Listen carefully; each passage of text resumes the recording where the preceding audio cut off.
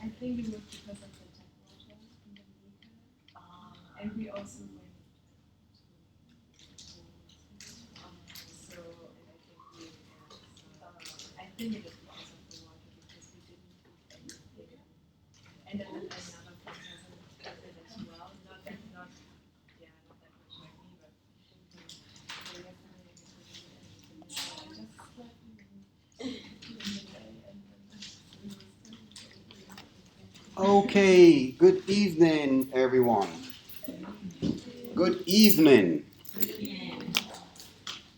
Okay, this evening on our agenda are a number of things. One, we will look at the influences on employee behavior, the motivational factor.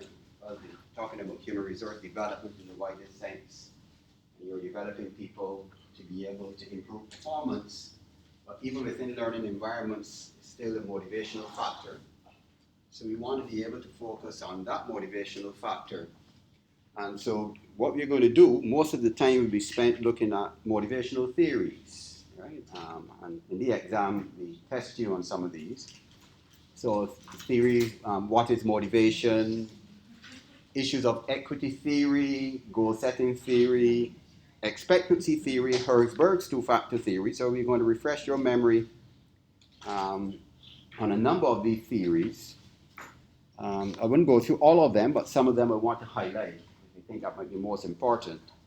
And some of them I believe they're easy enough that you can just refresh your memory. How many of you might have done any motivation courses? You do the theories, right? So you're familiar with those theories, right? So you're familiar with all of them. Isabel? yeah. Right. Okay. So we'll do it in the form of a kind of review, and then any area of difficulty I'll just go through on the board.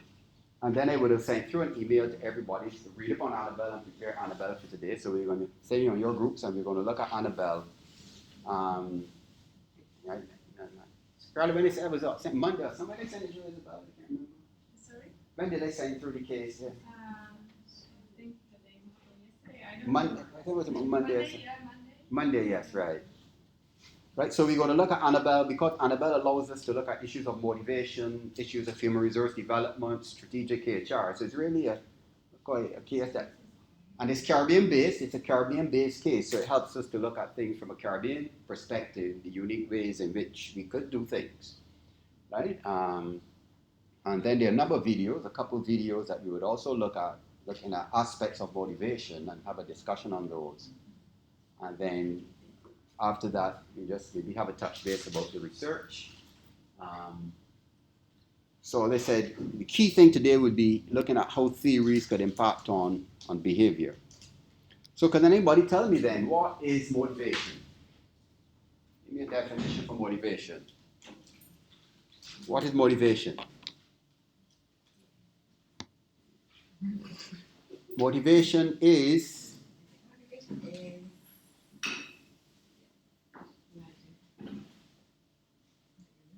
Alicia, what is motivation?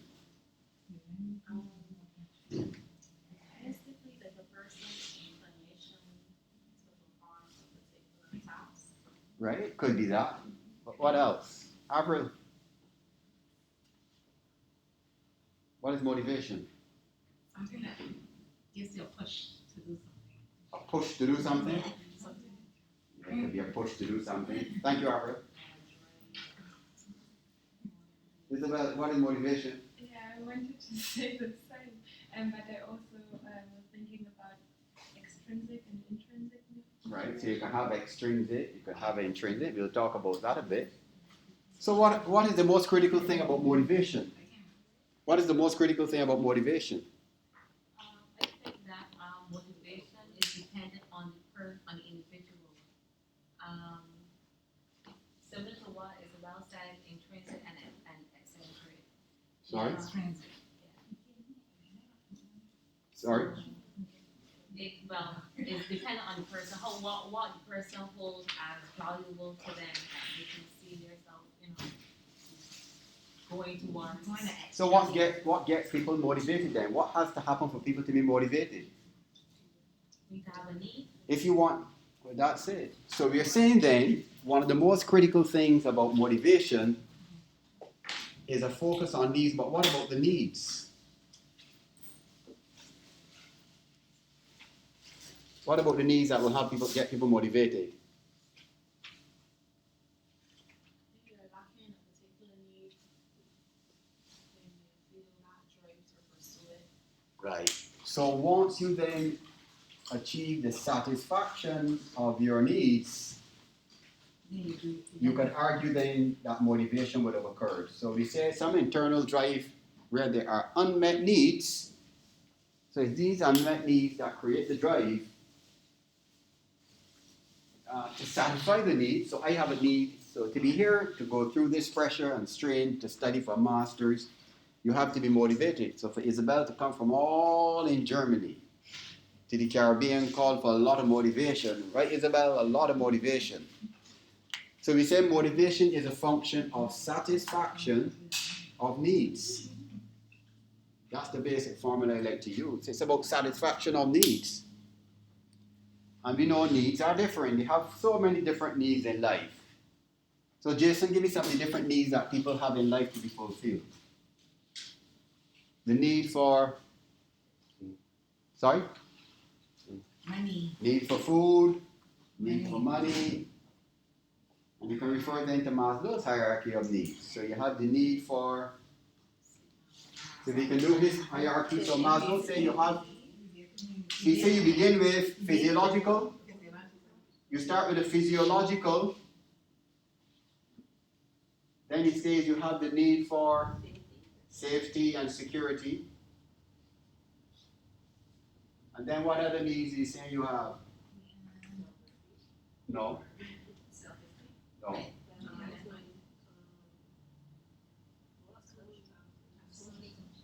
Social needs. Then self-esteem. And then he says self-actualization. And these are all the needs, a step-by-step process. Right? And some people say the social need can be related to the love need. Right? So somebody tell me what is the essence of Maslow's theory? Sorry? What did Maslow say about this hierarchy? That a person needs to fulfill one level in order to move to the next. Right. So unless you fulfill each level, you are unlikely to be motivated for these higher level needs. So he also divided his hierarchy into two steps, two phases. What are the two phases? What are they called? Hierarchy. And which are the higher order needs?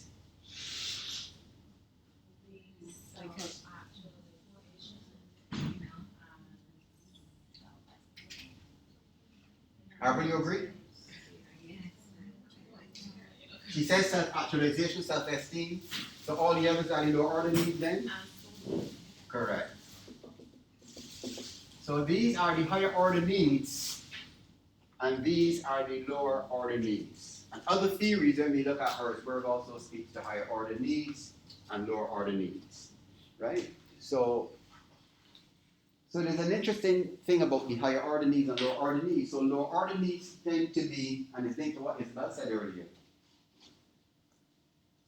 Lower order needs tend to be extrinsic, and higher order needs will be intrinsic, meaning a social need and self-esteem and self-actualization are personal internal things.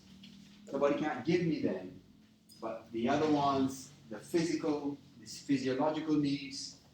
He also says this is the need for things like sex, physical satisfaction, security from harm. So in the context of the organization, you need to make sure that I have good physical facilities, no sick buildings, well shelter, that the roofs are not leaking, equipment wouldn't hurt anybody. And security, what do you think security would be in the context of an organization? Stability. Huh? Employment stability, that I'm secure in my job. health insurance and things like that, right? Security of tenure, health protection. And then social needs, which could be in the context of personal, it would be love, relationships, family, etc. And then this is the issue of team, where there are social interactions within the organization, you're gelling, you're harmonizing. And then self-esteem now becomes personal, that I have some personal things about me that I want to fulfill. These are the personal things that I have to focus on. And my self-esteem, what is self-esteem? Right, but how I feel about myself, what else? Personal needs, self-esteem, what else about self-esteem? How I feel about myself, but it's a little more. When my self-esteem is high, what does it say about me? When I have high self-esteem. I feel good about yourself, you believe in yourself, have Right. confidence in yourself. So it's not, I feel good about myself, right? I have very positive feelings about myself. So even if somebody says anything negative about you, that can impact on me because I feel so good. So you could come and tell me I am ugly. It doesn't bother me, right? So even if Gail says that to me, like Gail doesn't bother me, I say, Gail, that's your opinion. But if your self-esteem is low, and I said, Alicia, you think you look pretty, but you're really not that pretty, kind of unattractive actually. But if her self-esteem is low, she can't sleep at night, she's going home, where are we calling everybody else? Imagine when that chick called me telling that I look ugly. Well, I thought I was a beautiful person, she's worrying about it, So when your self-esteem is really low, simple little words could hurt, cause people to be all distracted and bothered and emotionally traumatized. So they might not talk about it, but they can have a lot of internal worry when self-esteem is low. So it happens on the job. If somebody's constantly battering your self-esteem on the job, always criticizing you, you can't get it right, you can't get it right. So people with low self-esteem can have very stressful work, relationships, and then self-actualization. Then is Jason. And yes, sir, to you. Thank you, Jason. Jason has become a female now. Thank you, Miss King. So the self-actualization is becoming the best that you can become. But there's a flaw in Maslow's theory. What is the average? What's the flaw?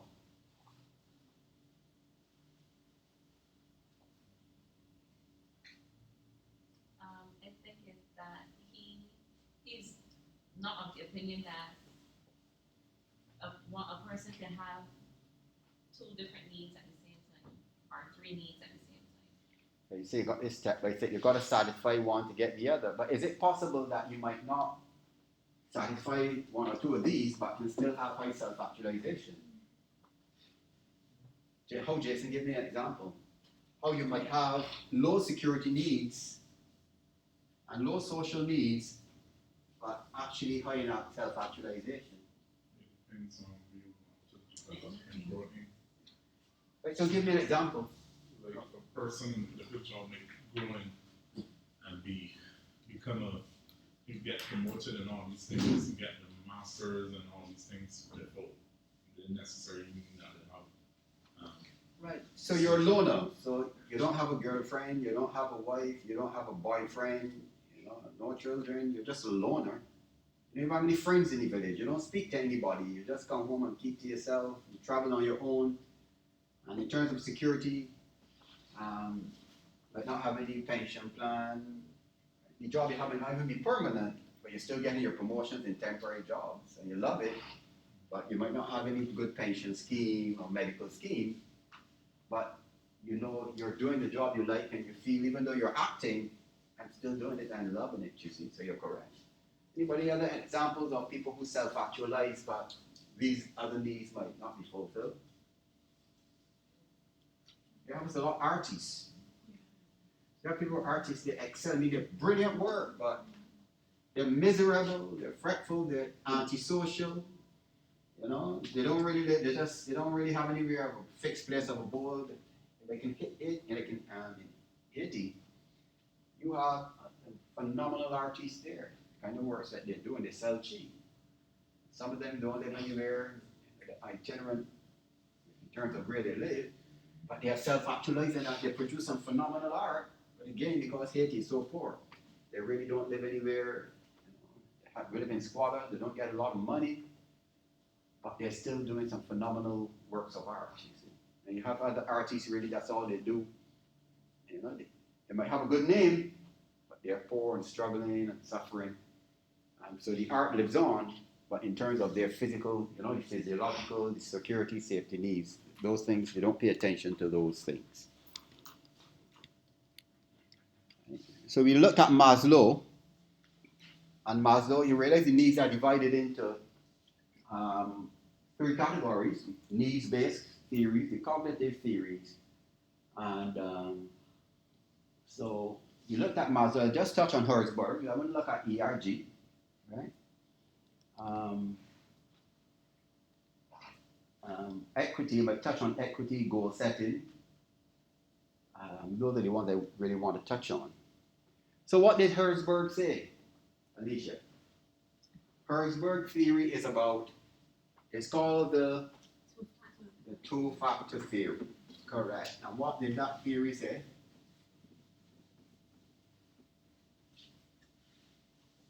Two-factor theory.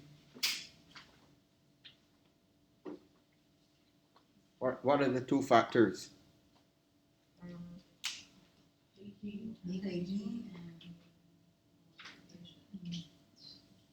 Right, so Herzberg speaks about the motivators, right, and then the hygiene factors,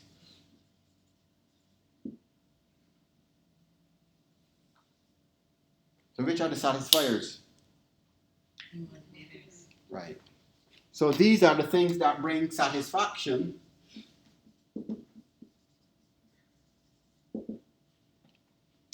And these are the things, as he put it, you can have no satisfaction or dissatisfaction.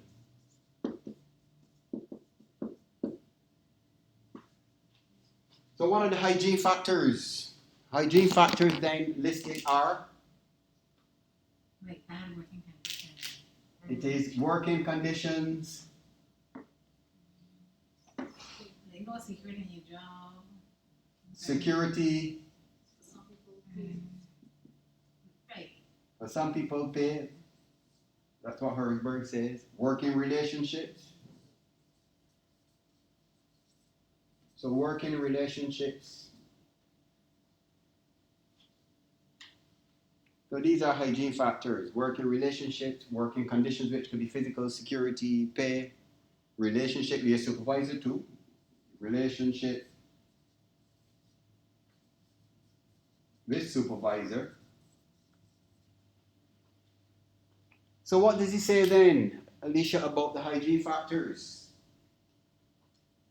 that they are necessary for a person to be satisfied, but their absence does not lead to dissatisfaction.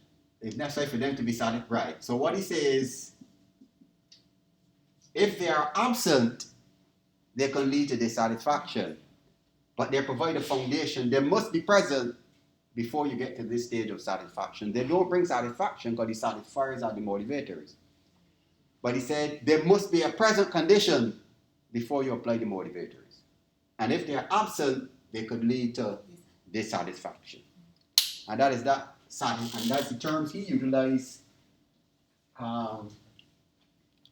No satisfaction and dissatisfaction.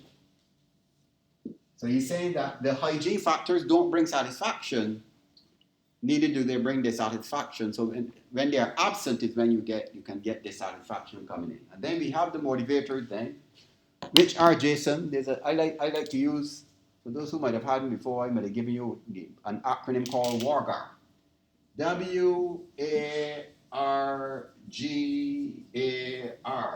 And this first one is work itself, so you can tell me the rest. Work itself, yes, Isabel, followed by next A is a sense of achievement, followed by our recognition, followed by growth, followed by advancement. And how you distinguish achievement from advancement? I can achieve an award, but advancement means that I might be getting promoted, you see? And growth might not be necessarily promotion. Growth could be that I'm developing new skills and new capabilities, maturity and leadership skills. And then final one then is responsibility. Oh, that's excellent. Responsibility, WARGAR. So once you know the acronym, you will never forget it. Right? So that's Herzberg theory. And again, you will see these things tend to be more higher order. These are the higher order needs, these are the lower order needs. These are external things, these are very internal things that you have to inculcate to be able to address them properly. So we can say then, in context of human resource development then, Caroline, what things then here would be critical when you're talking about human resource development, the nature of the course? How would this theory, what things in this theory might be important for us to focus on? Responsibility, advancement, growth, achievement. Right, that's it. So it's saying then that these are things that can be motivational. You know, people feel a sense that I'm developing and growing intellectually, I'm qualified. It's going to add value to my career, you know, right? So it's important that we're saying even in the context of human resource development, this theory really can be used as a theory to validate, you know, a human resource development program that is customized there to suit the different needs. Because it must be customized to suit the different needs of people, you see. Some people might want more responsibility than they want advancement. You see, everybody doesn't want both. So some people might prefer responsibility, advancement. Some people might want recognition. You know, once you recognize me, I feel good about. Some people want a sense of achievement. Like Carla, I want to feel that I'm achieving. Right, Miss King? Correct. All right, everybody with it? So we can take this off. So that's Herzberg. Somebody can tell me about equity theory. What does equity theory say? Equity theory. That is fairness. I expect that. Right, fairness within the organization, but there's some specific things that I mentioned, Jason. What are these specific things? Everybody expect that when they put in something, no, like You're correct. Stop doubting yourself. put in something, they expect to get like certain. Output. So it says then, anybody wants to support her, Isabel? She says when you put in something. So it says that equity theory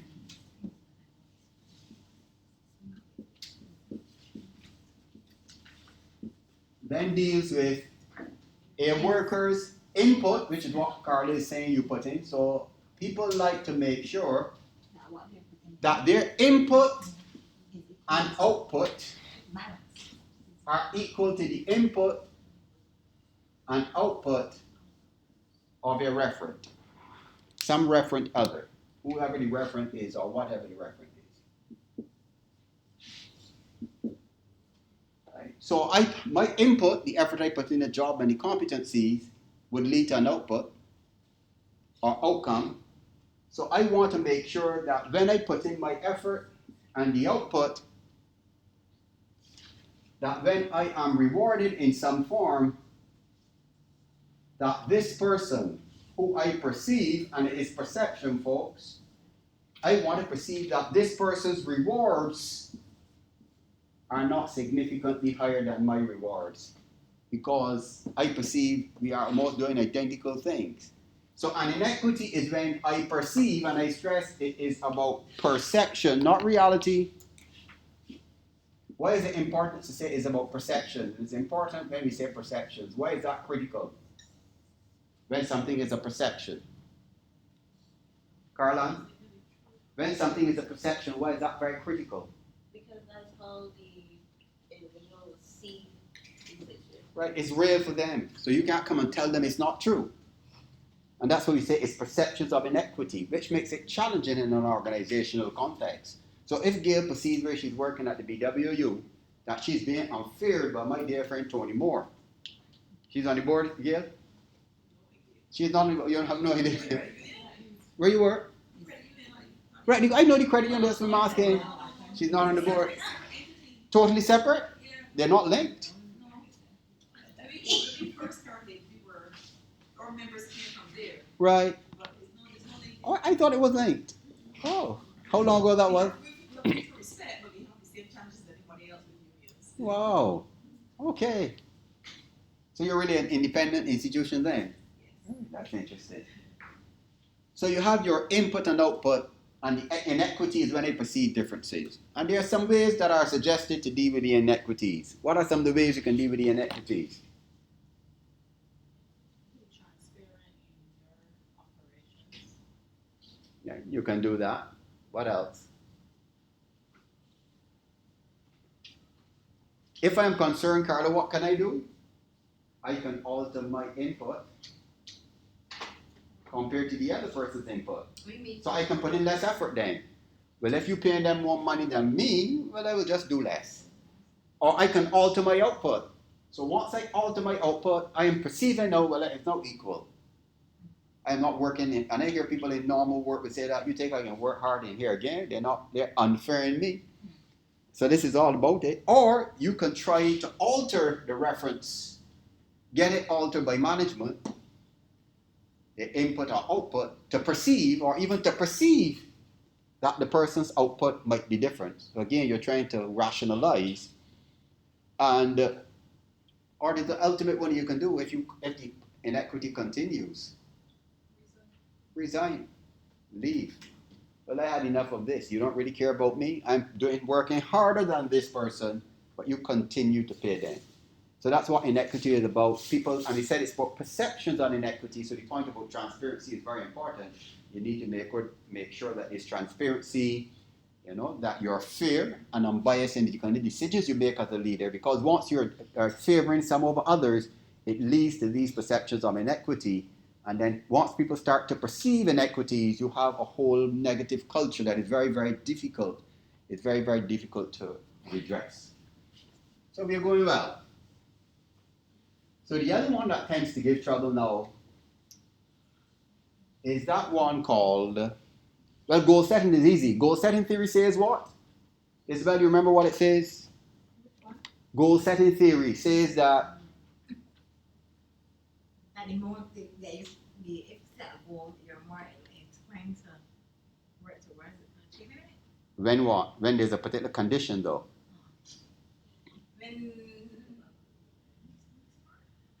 When goals are stretched goals.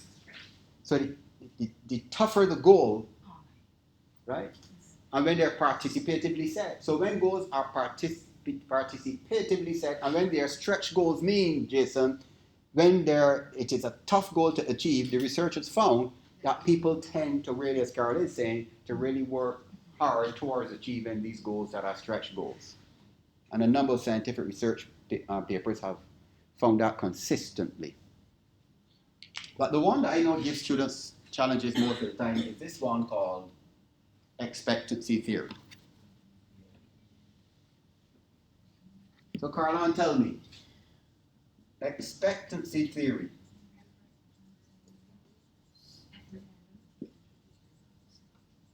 Somebody's talking about effortitis. So there is then effort to performance to rewards, or to outcome and rewards.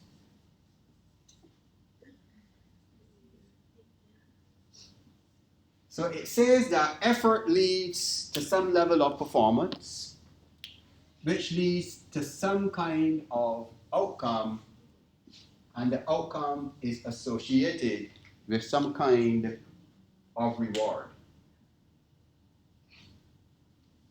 That's what it is.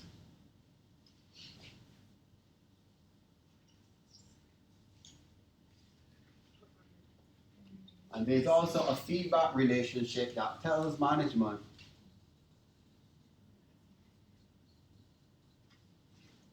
so how does it work? Some people call it the VIE theory on why. Because V stands for right, valence. I stands for instrumentality. And the E stands for expectancy. So where does the expectancy lie? Between which relationships? So effort to performance is which relationship, Isabel?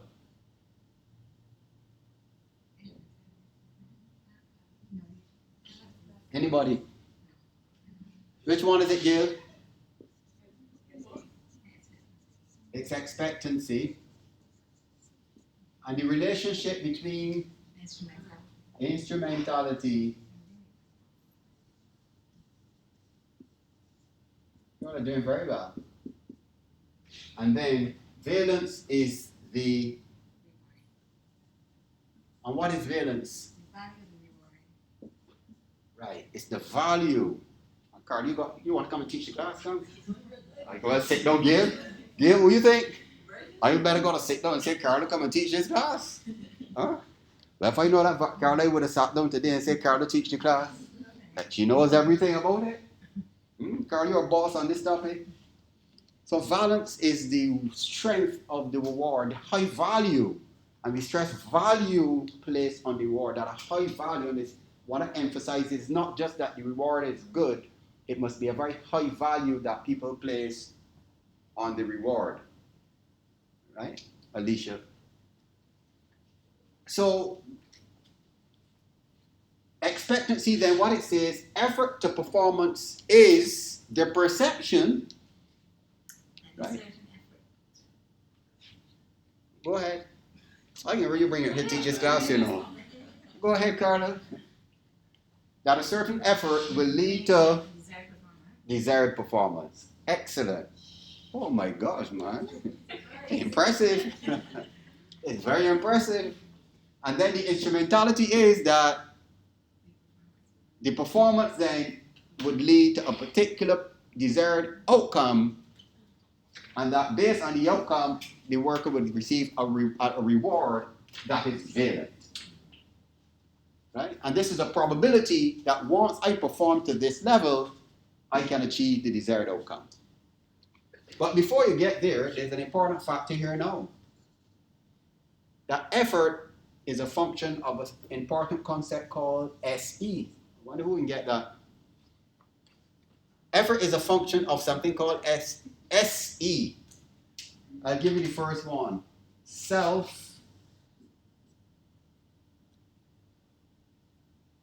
And go get the I heard teach undergrad. Let her go on the tutors in OB, man. Huh? You don't want to teach OB? Sorry? She could become one of our tutors in OB, man. I got to talk to Dion. Self-efficacy. Anybody can tell me what self-efficacy is? Right. Self-efficacy is the belief that I have the competence to put in the appropriate effort to achieve the performance standard. That's what self-efficacy is. It's my internal belief, Isabel, that I have the competence. So self-efficacy then can be defined as strong belief in self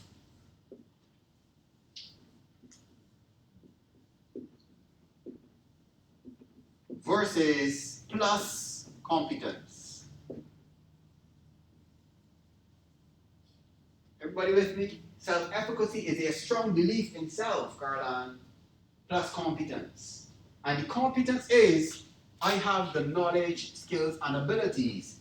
But we know that strong knowledge, skills, and abilities alone don't help you to achieve anything. That's why some of the most talented athletes, Jason, never went to Olympics yet. Because I have the competence and talent, But the belief in self now to do what is necessary to get there is something totally different. And that's what self-efficacy, I have a strong belief in self. I not only have the competence, but I am so confident about myself that I know I can do it. And that's why strong self-efficacy comes into the relationship. So in a real life situation, then again, people, if somebody desires training, as we said, advancement, they want to get promoted, opportunities for growth in the organization, the rewards should be commensurate with that, Isabel. So don't give me any pay increase. The pay increase is less important than give me the opportunity to be trained. Because I want to grow and develop in terms of my career. So if you give me bonus at the end of the year, other people would love it, but I don't want money. I want you to invest in my career. A lot of organizations don't understand that, you see. Give me an opportunity for promotion. So when an opportunity for acting comes, give me my acting opportunity. That's more important than the money. Because I know once I develop my experience and my career goes where I want it to go, the money will be there. I will start to earn high income. Right? So meet my needs. And this is where the needs come in. So it is really saying, meet my needs. And that's what the valence is all about. The high value placed on the rewards, which satisfies the needs, Alicia, of the individual employee. And that's what valence does, or valence. Valence allows the employee to be able to receive a reward that he or she says, I place a very high value on it because it helps me to fulfill my needs. Everybody with me? So, which tool then helps us to do an assessment to adequately give the rewards? What tool then would be aligned to this that we would have spoken about in another course? What tool has to be aligned to this then if proper outcomes are measured and rewards are given? The performance management system, and then the rewards and recognition system if you have one. But performance management, which is able to then monitor to determine whether people have met the standards as agreed, the whole process of setting goals and people establishing their goals. And the reward system then allows people, once they achieve their targets, they're able to be given these valent rewards. Excellent. We went through that pretty quickly. That's fantastic.